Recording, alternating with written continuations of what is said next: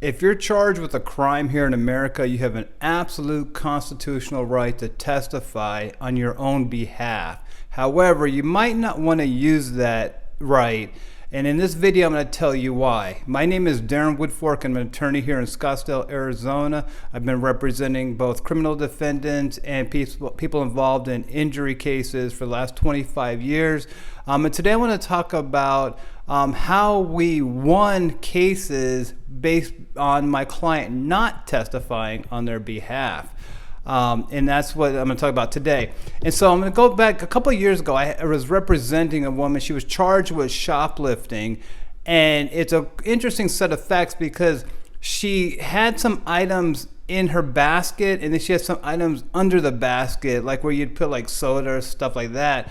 And then she paid for some of the items, but she didn't pay for the items under the basket. Well, the city charged her with shoplifting for those facts, whatever. It was a crazy case. She said she just forgot, and I'm not sure, whether or not the state the state obviously didn't believe her, and they charged her. We went to trial on this case. And so we were sitting there in trial. The state put on their case. And the police went on the stand, the shoplifting security people went on the stand, they all testified. I cross-examined them, and I knew we were winning.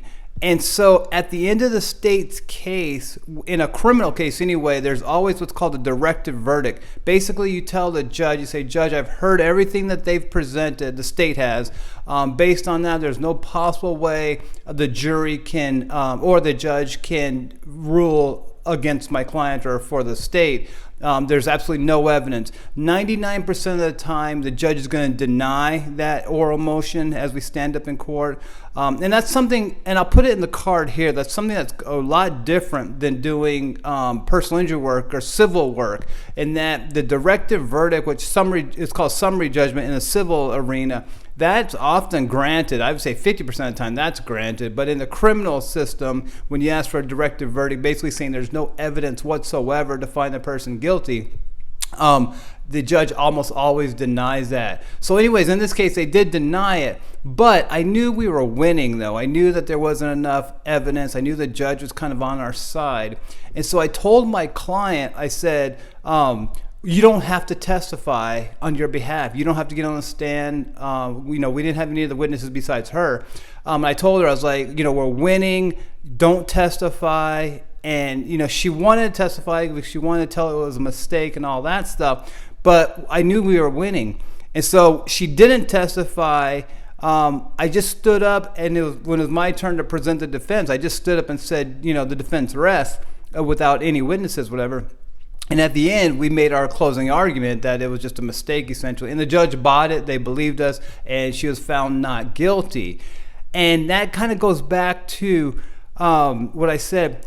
I would say over 25 years, 80% of the cases I won in trial, the criminal cases I won in trial, my client did not testify. And that might be kind of surprising, just because you would think that the jury wants to hear from the defendant, but a lot of times the defendant will kind of hurt themselves when they're testifying, because it's maybe not kind of what comes out of their mouth. It's just kind of like what the jury, they just don't like them for whatever reason.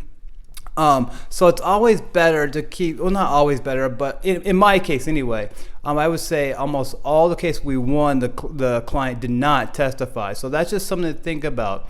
With that said, though, if you are involved in a criminal case and you're a criminal defendant, you have every right. You have three things that you have the absolute right or veto power or control over. And that is, one, if you're going to testify on your own behalf, it's your complete decision to testify or not.